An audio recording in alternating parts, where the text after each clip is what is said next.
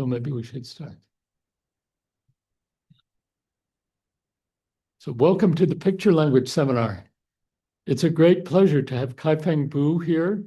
Kaifeng is now a professor at Ohio State University, but he had been here for several years at Harvard, and it's wonderful to have you back. So you're going to tell us today about Hamiltonian decoded quantum interferometry, and we look forward very much to your talk. Thanks, Arthur, for the nice introduction. It always be a pleasure to go back to Harvard to introduce our recent work. And today, I'm going to introduce our recent project on Hamiltonian decoded quantum interferometry. And today's talk is based on some joint works with Wei-Cheng Gu, that's Ko, and Xiang Li. Wei-Cheng and Xiang, two postdoctors in my research group at Ohio State. The motivation for us to study Hamiltonian decoded interferometry, quantum interferometry, is from the optimization problem. So optimization problem, as we all know, is one of the most important problems, not only in mathematics, but also in physics, chemistry, economics, engineering, and many others. So mathematically, the optimization problem usually has the following form, taking the maximization or minimization over some complicated function fx. And usually it's very hard to solve.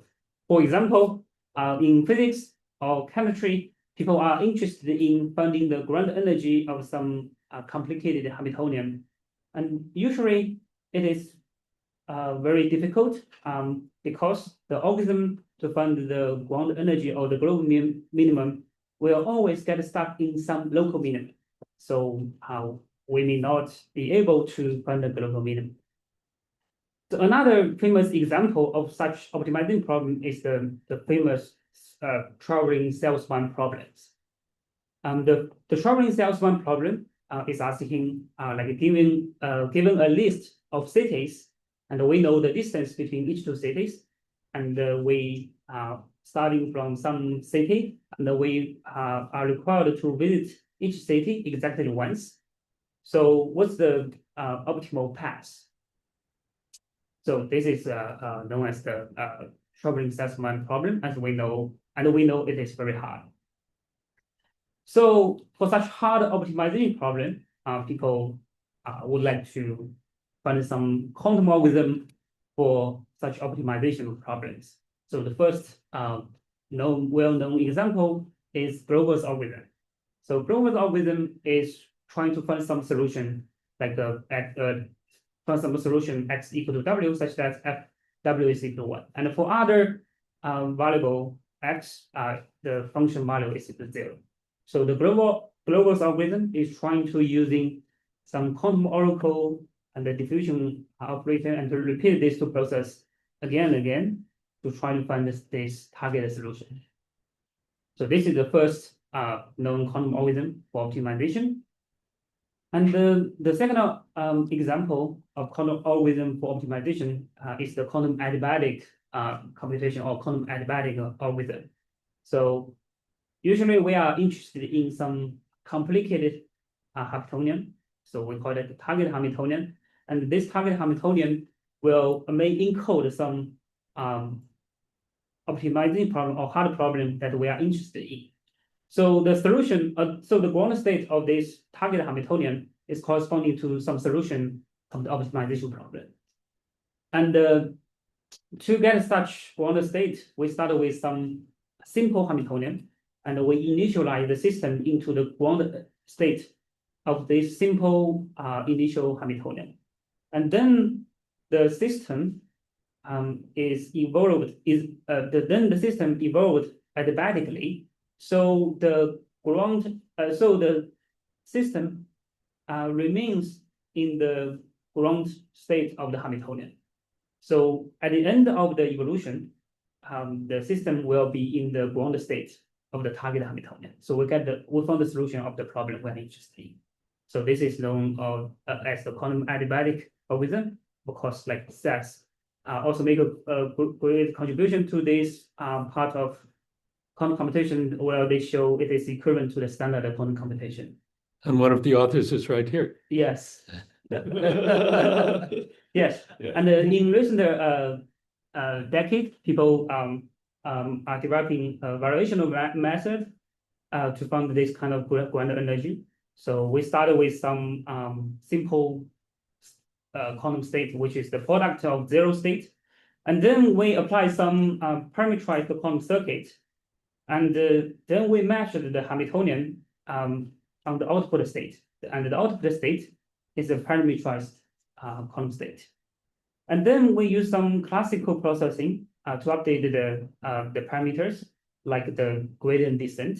So once we update the parameters, we put it back into this circuit and then repeat this process again and again. They quite like the machine learning, use the gradient descent to find the optimal parameters. Okay, so these are the known examples of quantum algorithms for optimization. And in recent years, there's a new framework called the Decoded Quantum Interferometry to solve such optimization problem. And the basic idea of a decoded quantum interferometry, here we use HDQI for short, is very beautiful. So they are trying to use some efficient quantum algorithm to reduce the original optimization problem into a classical decoding problem. So if we can find some efficient classical algorithm to solve the classical decoding, then the original optimization problem can be solved efficiently using efficient quantum algorithm plus efficient classical decoding algorithm. So this is the beautiful idea of the DQI. And then later, people generalize this, extend this idea of DQI to Hamiltonian. So now the Hamiltonian DQI is given some Hamiltonian and some polynomial. And we would like to use some quantum process like quantum circuit plus some classical decoding to prepare some density matrix, low pH. Here, the density matrix is some functional calculus of the polynomial acting on the Hamiltonian edge. And according to this formula, it's very easy to imagine that if the polynomial P is very good, is a very good approximation of the expansion function like e to the minus beta x, then the density matrix low pH will be a good approximation to the Gibbs state. And we know Gibbs state is one of the fundamental topic in quantum computation because it has lots of applications in quantum simulation and quantum machine learning, like a quantum Boltzmann machine and many other applications. Okay, so the Hamiltonian DQI is the focus of today's talk, but I have to add some remark here. So in the early paper, they consider the Hamiltonian DQI for a very special kind of Hamiltonian, like in the decomposition of Pauli operators, the coefficient could only be +1 - 1. And as we know, in general, the Hamiltonian, for the general Hamiltonian, the coefficient could be any real number. So today we will focus on the Hamiltonian for the general Hamiltonian. Okay, so this is the overview of today's talk. So now let us move to the first one. In the first part, I will introduce some basic knowledge of DQI to make sure we're on the same page. Okay, so I have a question. okay, In the paper with those authors, random is all random. yes. You can ask the sense because yeah. I think the famous. Yeah, he won the Turing Prize for actually just something very closely related to this problem, which is like I forget the name of it. It's like decoding, learning with errors. Yeah, learning with errors. Yes. Yes. It's quantum resist. Yeah. Okay. Let me move to the first part. The original DQI. So as I mentioned, the basic idea of DQI is reducing the original optimizing problem into a classical decoding problem and trying to find the efficient classical algorithm to solve the decoding problem. So how could we do that? So let me give one example to show the main idea and the main method in DQI. So let us consider the maximal link set problem. For the maximal link set problem, the input is a binary matrix. Here, the binary matrix B is M by N matrix, and another vector V. So in general, we would like to find some vector X such that the linear system of equations is satisfied. So we would like to make Bx equal to V. However, it cannot always happen. So now the goal is to find as many some vector X such that as many constraints can be satisfied as possible. So which means we want to find some vector X to satisfy as many linear equations from the matrix B as possible. Okay. And so this is the goal of the maximal link set problem. And after do some simple mathematics, the original quantity can be written as the maximization of some function fx, and fx has very simple form. It's just the sum of -1 to the power of bx plus bi. So just we call it a phase linear function. And the reason they are equivalent is very simple. So because the linear equation bx equal to vi is satisfied, it will contribute to +1. If it is not satisfied, it will contribute a 0.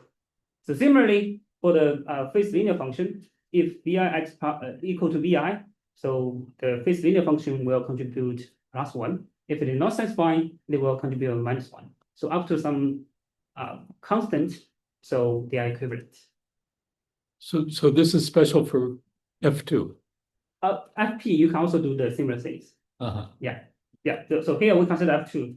F2 is very simple, but this framework, this problem can also generalize to the FP. The prime P. Yeah, the 4 prime P. Yeah. So after we rewriting the target function, so now the maximal link set is to maximize the function fx. Fx is a sum of -1 to the power of some linear functions, and the linear function is from the matrix B. And then now the DQI, what the DQI is going to do? DQI is trying to prepare some state. They call it DQI state. Has the following form: PFX. So the amplitude is PFX, and P is some polynomial of degree L. Fx is the target function fx. And the reason why we needed some the reason that the DQI state can help us to find the maximum value of fx is very simple, because when the degree of the polynomial is very large, like the degree L can go to infinity, then only the largest part of the function f can remain. Other part will be thrown away. So we can find the maximum value of the function. And they are trying to prepare such DQI state using some decoding on the code. And such code is a classical linear code. And this classical linear code is defined by the kernel of the matrix B transpose. Okay, so this is the basic idea of DQI. They're trying to prepare some DQI state using the classical decoding defined by the kernel of the matrix B. Okay, and how could we do that? So let me give some example. Here's an example of the quantum circuits to prepare the DQI state. So first, we started with some decode state. Decode state is very simple. It's just the sum of the bit string with the same weight. So here, for example, we take the Hamming weight to be L. So the decode state is the sum of all the bit string with the same Hamming weight L. And then we apply the Pauli operators to encode the vector Y, to encode the vector V. And then we apply the matrix multiplication. So we get the syndrome B transpose acting on Y. And now this is syndrome. So we assume there's an efficient decoder and a perfect decoder that we can recover the vector y from the syndrome B transpose epsilon y for any y with Hamming weight less than there. So once we recover y's from the syndrome, we add it back to the first register. So the y plus y in Boolean domain, it will become 0. So the first register will just become 0. So you just throw it away. So the remaining state is -1 to the power of by times B transpose of y. And then we just apply a very simple like product of Fourier transform. Then we will get the DQI state, which is the polynomial P at lambda fx. Okay, so and then we just take the measurement in the computational basis. We will get a sampling of the beta string x with respect to the probability contribution P of x square. And the number of satisfying constraints is just the average over average of x over this probability distribution. So this applying the Fourier transform, this is the first place that either that P and F showed up there. So does the Fourier transform depend on P and F? Is that step? Because the function f depends on P, and the function the polynomial P depends on the Hamming weight L. Okay. Yeah. So the reason why we have this degree polynomial L, the degree comes from the weight, the Hamming weight L, and the function fx comes from the after doing Fourier transform, the information of the B will put it back into place. Okay. Yeah, just because fx is the sum of the -1 to the power of Bix. Okay. Yeah. And so if we look at the circuit, we can see the decode state can be prepared efficiently, and by the known quantum algorithm, and the poly-Z operator part can also be applied efficiently because they are tensor product of single qubit poly, and the matrix multiplication part can also be done efficiently using C0, and the Fourier transform part can also be done efficiently. So the efficiency of the DQI comes from the efficiency of the classical decoding. So once the classical decoding part can be done efficiently, then the whole process of DQI can be done efficiently. And here is one example given in the original paper that they call it the optimal polynomial interpolation problem. So use OPI over finite field FP. P is a very large prime number. And in this problem, so the matrix B has a very special form. It will be some gamma to the power of ij. Gamma is some number from the finite field FP. And I is from 0 to P minus 2, J is some integer from 0 to P minus 1. And based on some basic knowledge of classical error correction code theory, the check matrix with this kind of formula is called a Reidem-Solomon code. And for the Reidem-Solomon code, there's an efficient decoding algorithm for the for any input bit string y less than half of the coded distance. And this known efficient decoding algorithm is called a Berlekamp-MSC algorithm. So your polynomials are no longer real. So are there some here we assume it's real. And but in general case, I will talk about it later. You can consider the general coefficients. Okay, so this is one example. They show that this kind of problem, they corresponding to some special classical airplane code, and because of the beautiful structure of the classical code, we can have an efficient decoding algorithm. So the DQI state can be done efficiently. And for this example, they also compare the performance of their DQI with the best known classical algorithm, and they show the DQI can be better than the best known classical algorithm for this problem. So they claim it could have advantage. Although there are lots of discussion on what kind of problems that the DQI can show the advantage. Yeah. And so earlier you said the BIJ matrix. You said that's the check matrix for the BIJ is the BIJ transpose is the B transpose is the check matrix. Oh, I see. Yeah. So the idea is so that if you take a look at some classical code that you know how to Sufficiently Yes, that yes, should- because you know the entry of the check matrix, and this corresponding to some very well-studied code called rhythm code. Yes. That's what they used on CDs. Mhm. Okay, so this is one example of DQI, and in the until now, all the parts are realized perfectly. We assume that, but in fact, in the real life, there will always be noise happening in the quantum circuit.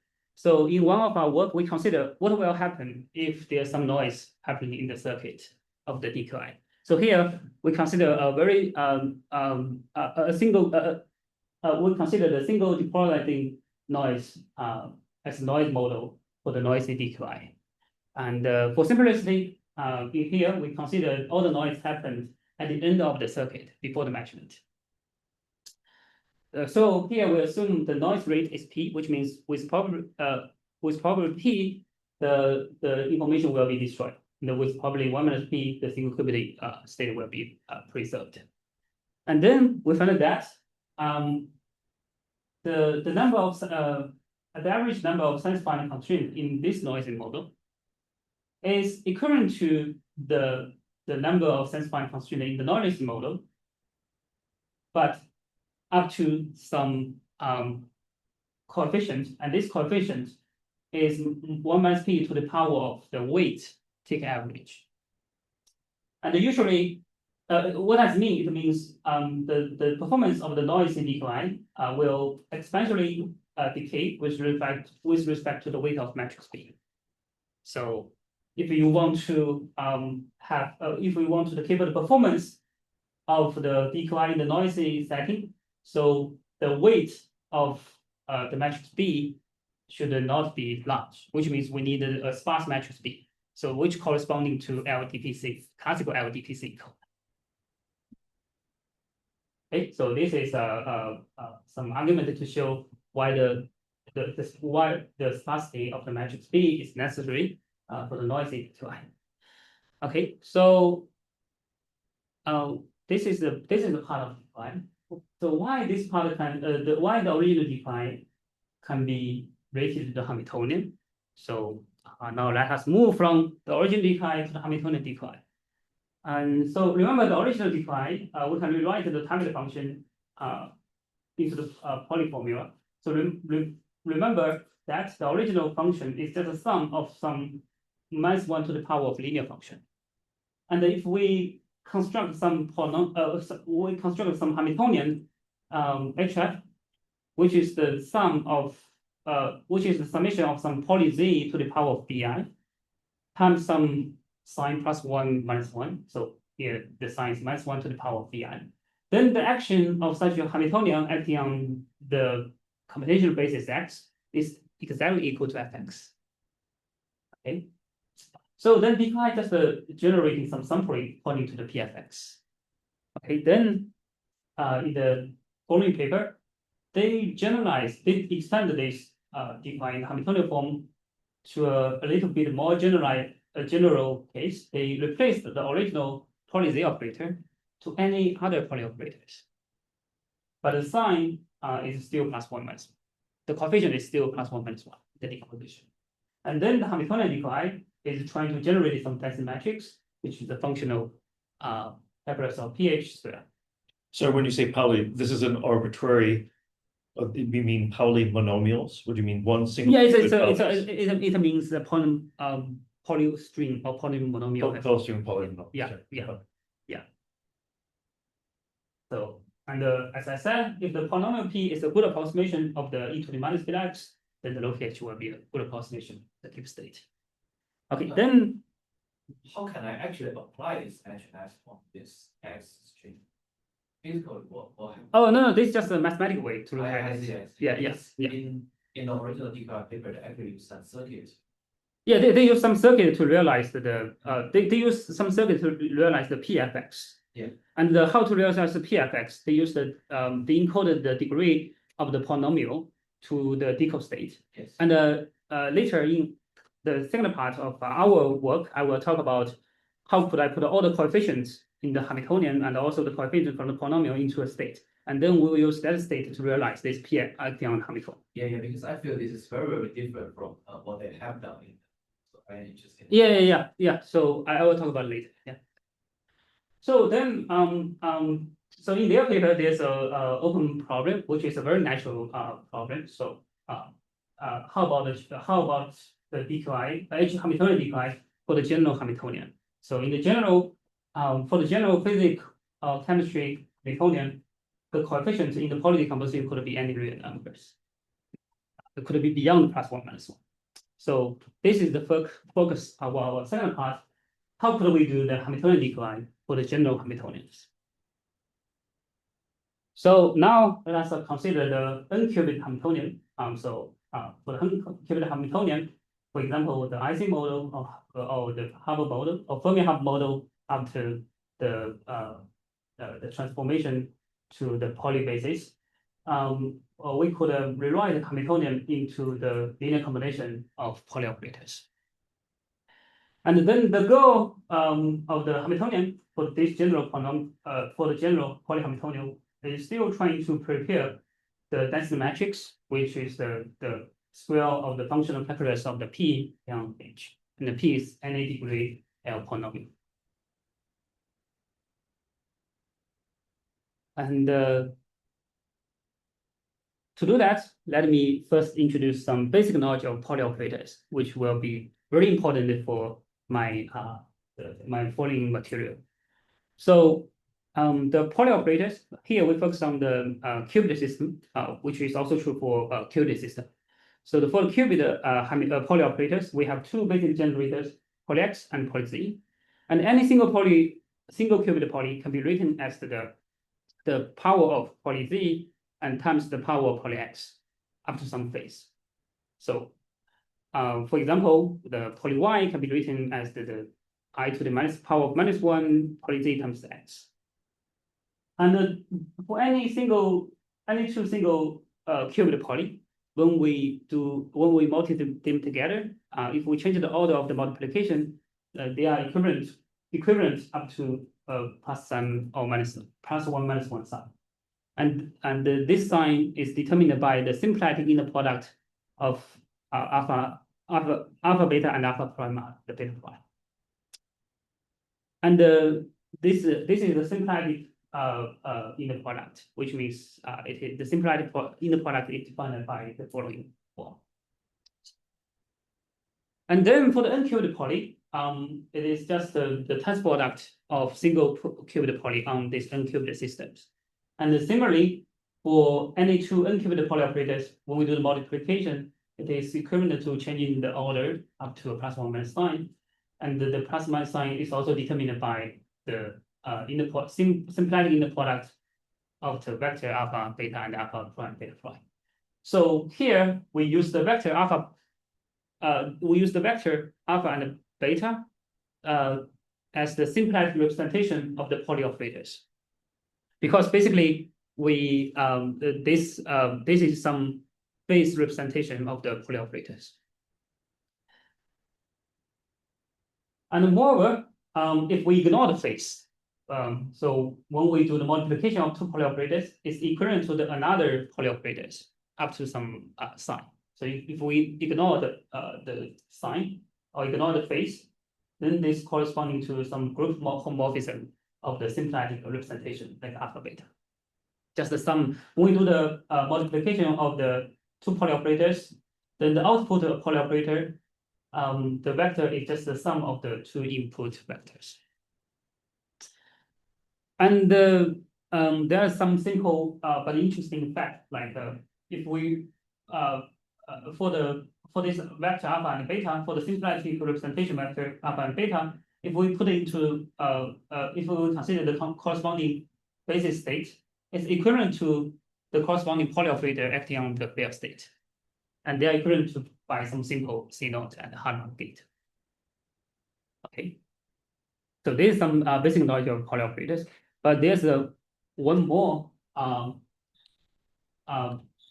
fact I would like to talk about the poly operators.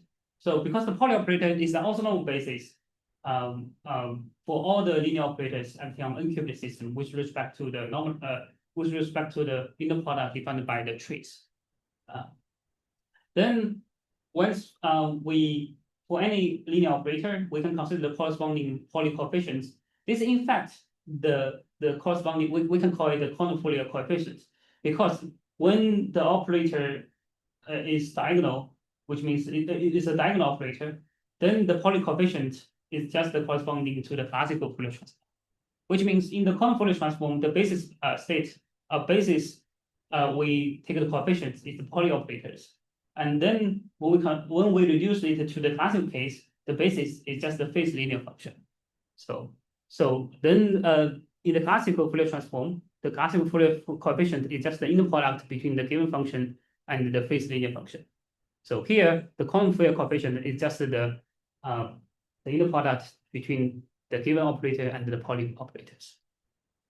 So that's the reason why the original EQI, which is sum of some simple phase linear function, and can be generalized to the Hamiltonian EQI, which is the sum of some Pauli operators. So this is some connection from the mathematical point of view. And in fact, in our framework with Arthur and Wichmann, the Pauli operators are taken as the degree quantum polynomial of degree 1. So that's the reason we can take the Pauli as the quantum analog of the phase linear function. Okay, now after introduce this basic knowledge about the Pauli operators, we can use the simplified representation for the original for the input Hamiltonian. So for the input Hamiltonian, we have it is the summation of Pauli operators with the coefficient Ci, and for each Pauli operators, we consider the corresponding symplectic representation, which is the 2n beta string. And then we put all the symplectic representation into a matrix we call the B transpose.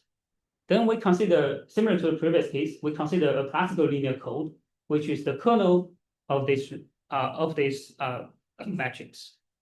Because the symplectic representation are just a set of numbers in the field. Yeah, it's just a number of the field. Yeah, we just used the 0, 1.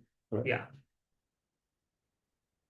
Okay, and similar to previous case, we assume there's an efficient and perfect decoder. So perfect means, so for any syndrome B transpose acting on Y, if with Hamming weight of Y less than equal to L, we can recover Y exactly. And once we recover Y exactly, we add it back to the first register. So the first register will become 0. And the efficient means this process can be done in polynomial time. And why this process can be done efficiently? For example, if the columns of the matrix B transpose are linear independent, then we can get a recovery Y by just using the Gaussian elimination, which can be done efficiently. Okay, so this is our assumption on the decoding part. And now we are ready to talk about the Hamiltonian define for this general Pauli Hamiltonian. Let us start with the simple case. Like, let us assume all the Pauli operators in the Hamiltonian are commuting with each other. And still we have some polynomial P, and the target is to generate the density matrix, the pH. And how could we do that?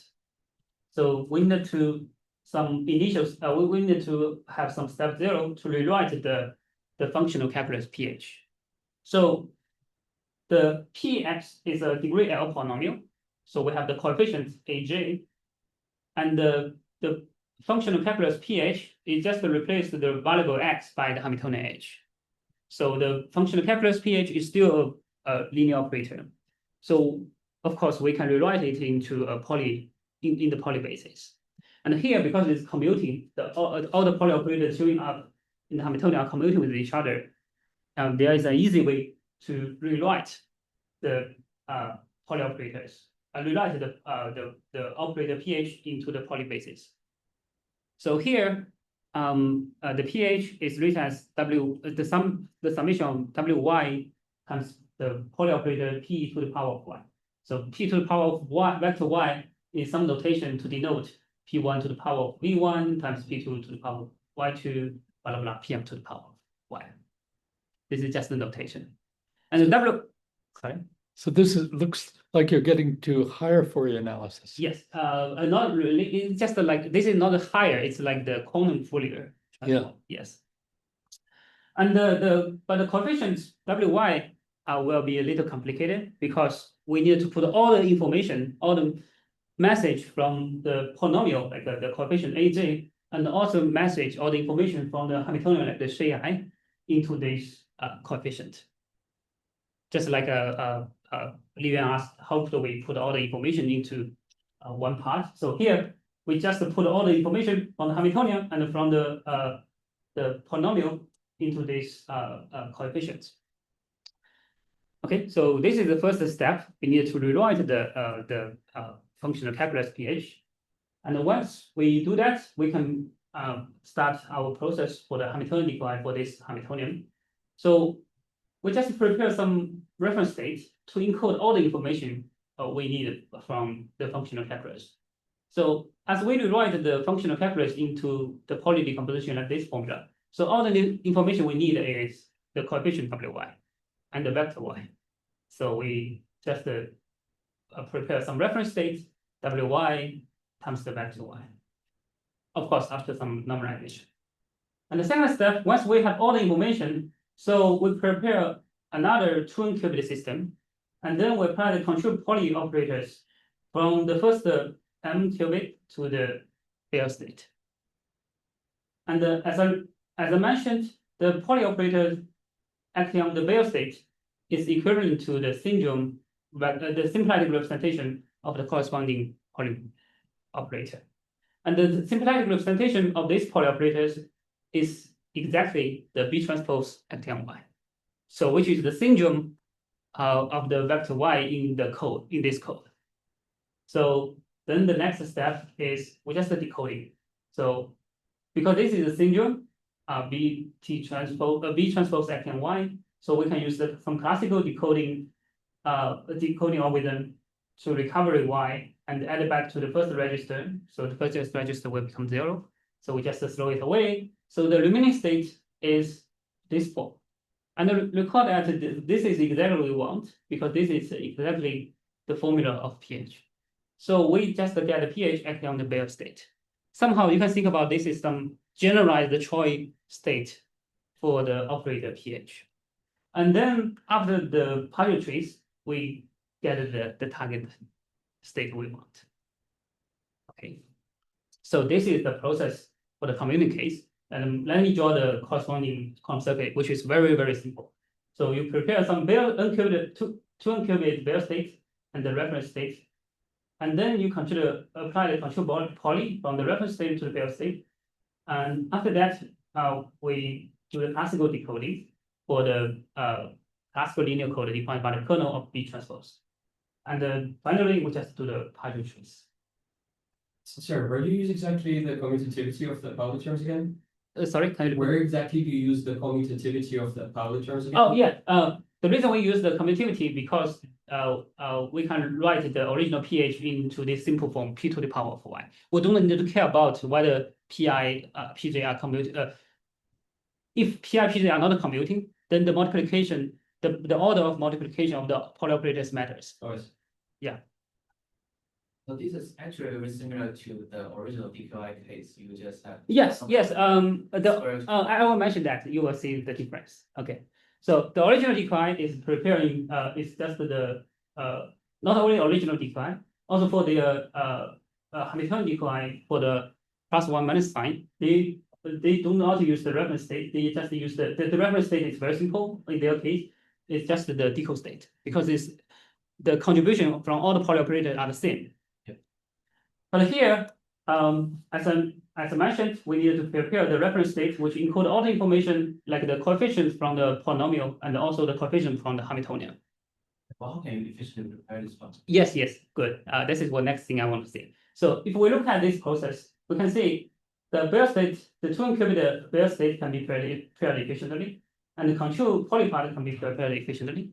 And the decoding part, we assume it can be done efficiently. And it can be easily guaranteed if all the Pauli operators are linear independent. So only part will determine the efficiency of this circuit is the preparation of the reference state. So there's a very natural question: can the reference state be efficiently prepared as you asked? Okay, the answer is yes, because the reference state we prove it is a matrix product state MPS with bounded dimension L+1. So MPS or matrix product state is just a special form, a special class of many-body state, which the coefficients in can be written as the product of local matrix or local tensors. And here we can explicitly written down the matrix product state representation for the reference state. And we find that the local matrix is the dimension of the local matrix is L+1 times L+1. So the bounded dimension is L.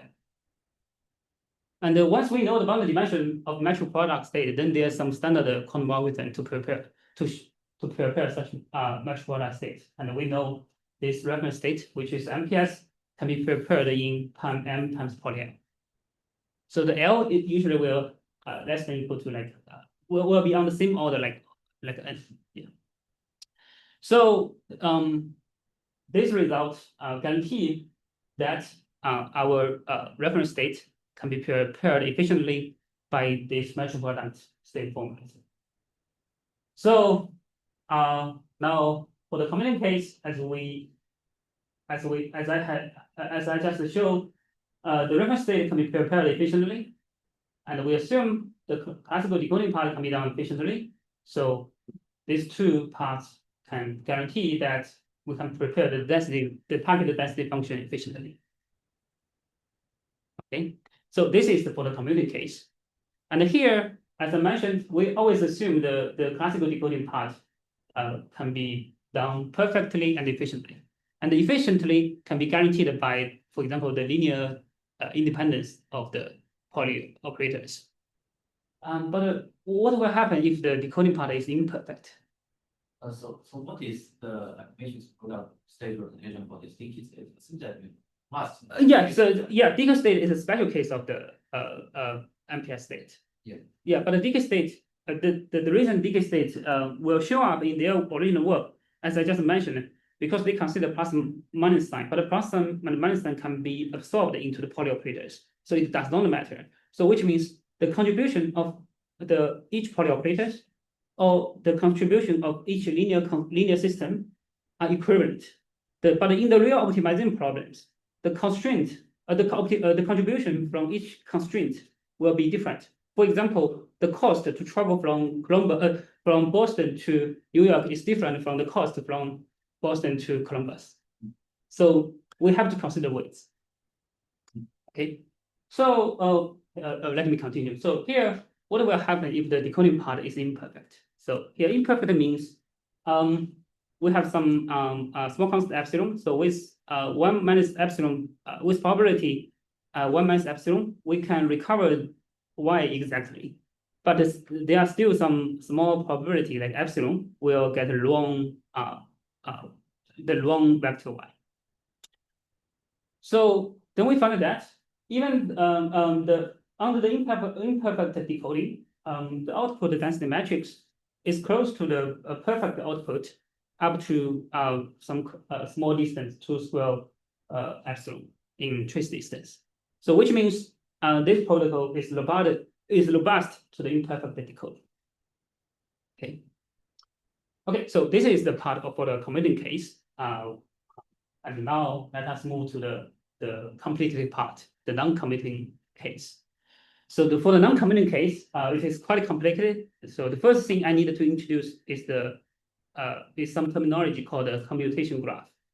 And the commutation graph is defined based on the commuting and non-commuting relation of all the Pauli operators showing up in the Hamiltonians. So here, let me use a simple example. Like let's consider a 3-qubit Hamiltonian, C1, C2 plus C2, C3 plus G is some real number times X2. And so the commutation graph of this 3-qubit Hamiltonian is on the right-hand side. So each vertex in the commutation graph is corresponding to one Pauli operator showing up in Hamiltonian. So we have 3 vertices, D1, D2, D2, D3, and X2. And for each 2 vertices, if there's an edge connecting these 2 vertices, if and only if the corresponding Pauli operators are anti-commuting with each other. So here D1, D2, and X2 are anti-commuting with each other, so there is an edge.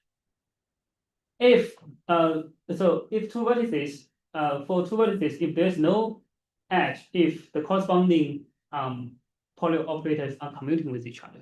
So for example, here D1, D2, and D2, D3, they are commuting with each other, so there's no edge. So here, so according to this rule, so we can draw the corresponding commutation graph for the Hamiltonian. So in the general P case, is there a similar graph? Yes, exactly. Yeah, this kind of relation can be generalized to the Zim model. Yeah. And so for and we can generalize it a little bit. So for example, we can consider 2n plus 1 qubit one-dimensional line, and we apply the Pauli Z on the nearest neighbor qubits, and we apply the Pauli X on the even sides of qubits, and we have some coefficient G, parameter G.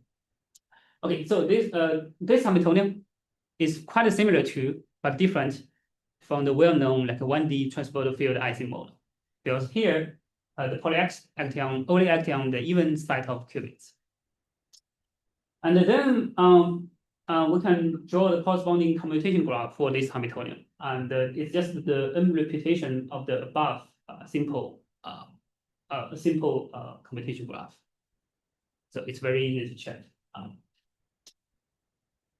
And for the non-commuting case, the process to prepare the targeted density function low pH is almost the same to the commuting case, except for one place. So we needed to change we need to construct a new reference state, and the new reference state will be very, very complicated compared to the commuting case, because we need to when we do when we take the power of the Hamiltonian for non-commuting Pauli operators, then we need to take the anti-commutation relation and the commutation relation of the Pauli operators into this reference state. So the reference state in general is very complicated, but we can still rewrite this reference state into a metro product state. And then the time complexity to prepare this reference state is m times polynomial of L times exponential to the power of n. So here m is some structure parameter of the commutation graph. So here the m is defined as the maximal size of the connected components in the commutation graph of H. Okay, so this is some structure parameter of the commutation. Let me use one example to show what does the maximal size of the connectable components mean. So we still consider this example, this toy model. So this is the for this toy model, its commutation graph is n repetition of this triangle, and we know there are unconnected components, and each connected component has 3 vertices. So the maximum size of the connected components is 3, which means the m is equal to 3. So in this case, the time capacity to prepare the reference state is m times polynomial, which is still efficient for this example. But in general, you can imagine that this structure parameter will be in the same order of the number of qubits in the Hamiltonian. Okay, so in general, it may be very hard. The time capacity to prepare such reference state may be very high. So it depends on the complexity of the corresponding Hamiltonian. Does it have any relation to its new theory? Sorry? Sorry, Gaussman new theory. Does it have any relation with? So Gaussman new theorem. Variation, and then it has a classical efficient which is qualified in this way. Yes, but I see. Not really. But there are some. Yeah. This is a very good question. Here. Here the commuting part will make the representation of the functional calculus pH very simple, and the non-commuting will make that representation very hard, very complicated. So that's the reason why the preparation of the reference state for the non-commuting part will become so complicated. But I haven't thought about this question carefully, but this is very interesting connection. It will definitely related to some research direction, like the hardness, the complexity of Hamiltonians. Like some Hamiltonian, to prepare the ground state of Hamiltonian is like a QMA hard, or like some it will be BQP. And when several days ago, I had a discussion with Anurag Ansu.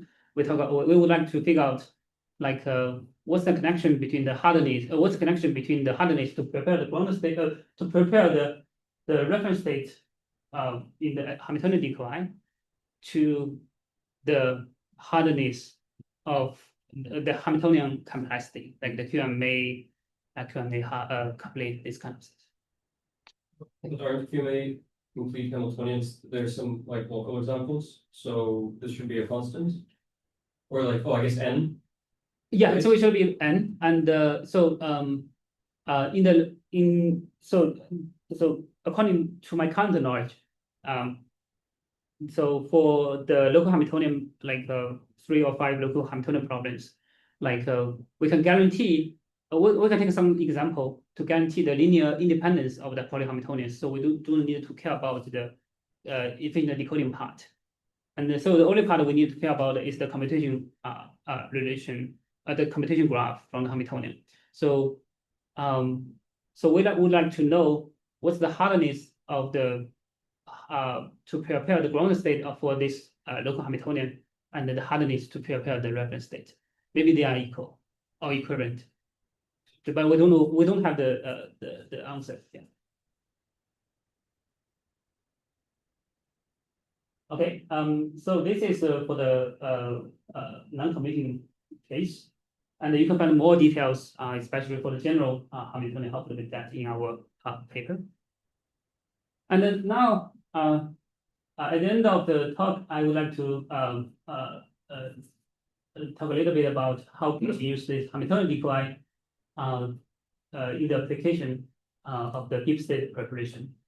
So as I mentioned, Gibbs state preparation is one of the most fundamental topics in quantum computation, especially in quantum simulation, quantum machine learning, and many others. And here, the iteration that we can prepare the Gibbs state approximately is that.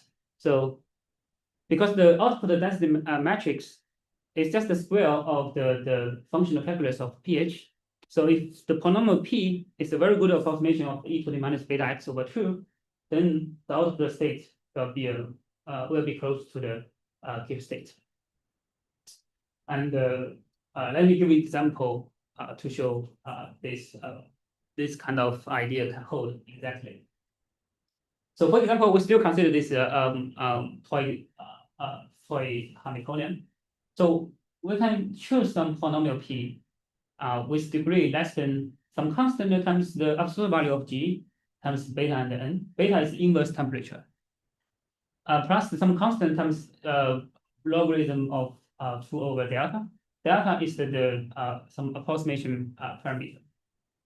Then the corresponding density matrix low pH is close to the Gibbs state in trace distance in delta. And then the rounding time, the total rounding time is polynomial with respect to G, the absolute value of G and beta and the log 1 over delta and n, so which is efficient. So you can choose the inverse temperature to be polynomial. Okay, so this is the one direct application of our Hamiltonian decline for general Pauli Hamiltonians in preparing approximate the Gibbs state. Okay, so let's make a short summary at the end of this talk. So in this work, we introduce a quantum algorithm which extended the original DQI to generate a functional calculus on the Hamiltonian. And the process is given the input Hamiltonian and the input polynomial, we need to prepare some reference state, which is usually a MPS, and use some quantum subroutine like the Fourier transform and the control poly operators, and plus some classical decoding to output the density matrix, which is the square of the functional calculus on H.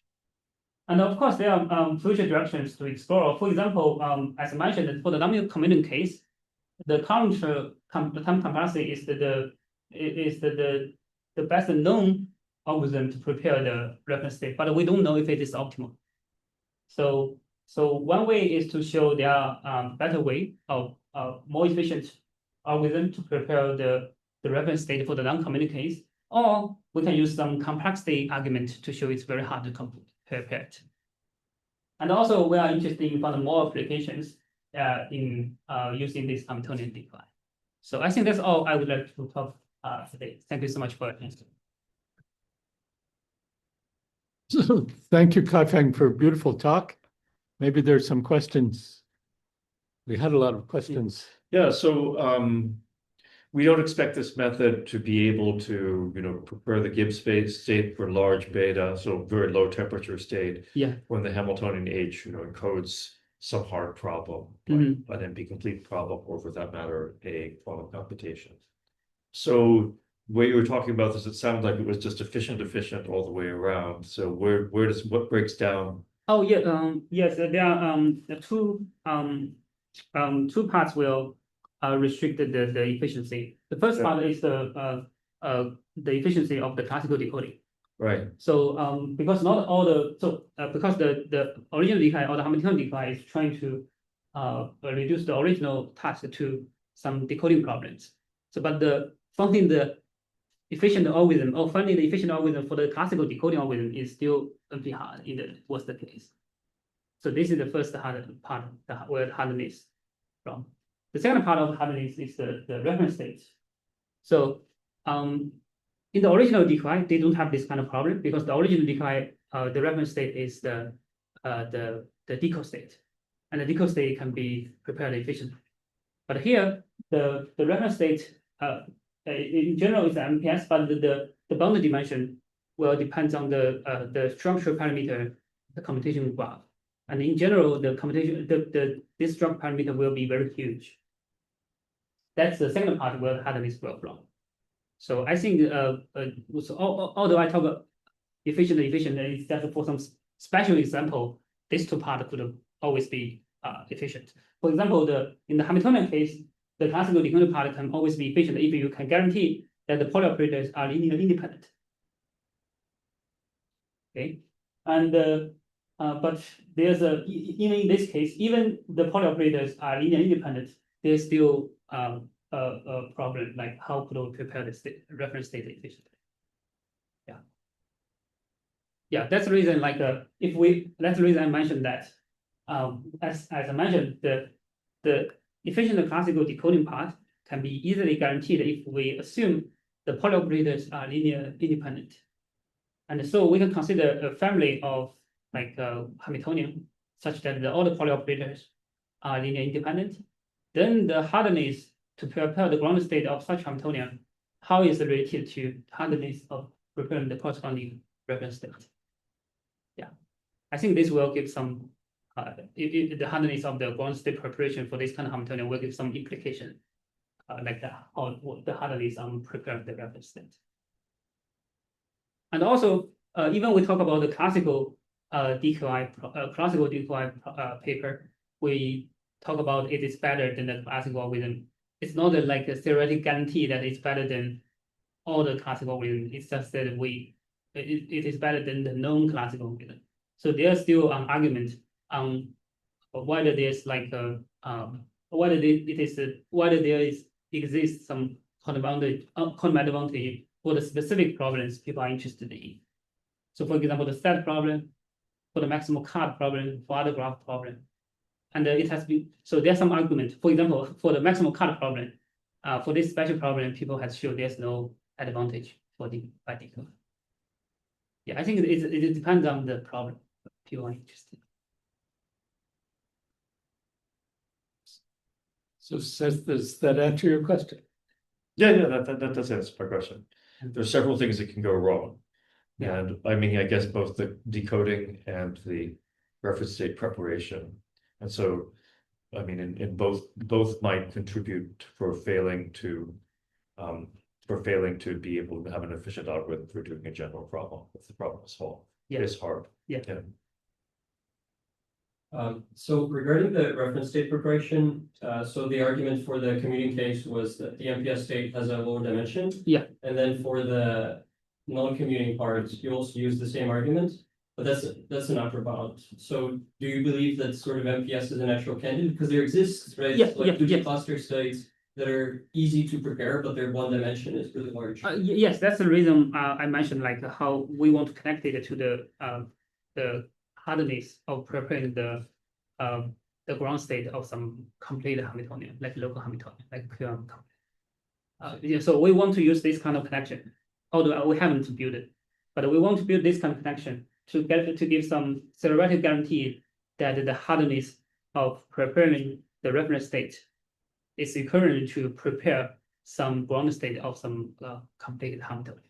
So once we can build this connection, I can give you some answer, like how hard it is.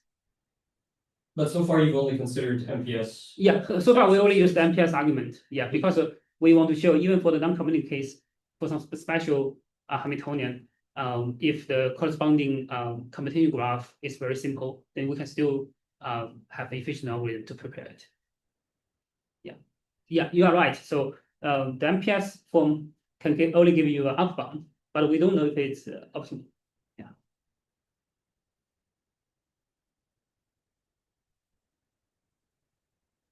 I have a question.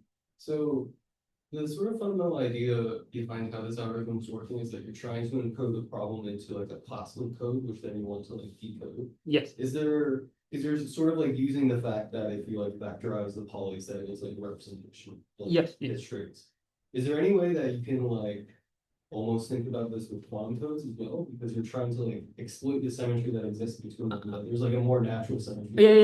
This is a very good question, but you know, Hamiltonian as another language is called a code, because any code, like the stabilized code, you can write it into a Hamiltonian version. So there's a very direct implication, like for any Hamiltonian construct from the stabilized code, you can always it is corresponding to a commuting Hamiltonian. So it can always be efficient if you can guarantee the efficient decoding of the corresponding classical code. But I guess like here, is it still one-to-one? Because like the mapping that you were doing from the Hamiltonian to the code is that the same construction that you do for a stabilizer code? Like I don't think that's the same Hamiltonian. If you restrict the Hamiltonian to be stabilized code, then they are the same. I see. Yeah. But if I like started from the code, I wrote down explicitly the code that corresponds to something that I backtracked. So for any code you can written so any quantum algorithm code you can read if you can write down the corresponding Hamiltonian, then you can put it in this framework. Yeah. I see. Yeah. Yeah, I was just trying to because the decoding step is you writing down this code, but then if I were to when you backtrack it out, you're getting a certain Hamiltonian. But when you get back, when we construct the corresponding classical linear code for Hamiltonian, we ignored all the coefficients. But when you come back, you need to put back the coefficient. You need to put the coefficients back into the Hamiltonian. Yeah. But here we separate the Pauli operators part and the coefficient part. We put the Pauli operator part into a check matrix, into a code. We put all the coefficients together with the coefficients from the polynomial into the state. So we deal with them separately. Yeah. So is there some sense that it's like you're turning the state into like a superposition of a bunch of statements, or it's each code of different things? You can think like this way, yeah. So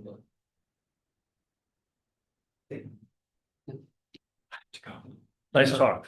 Mhm. Yeah. So if there are no other questions, are there any questions online? There's some people online. Well, if not, let's thank Kaifeng again. That was really beautiful.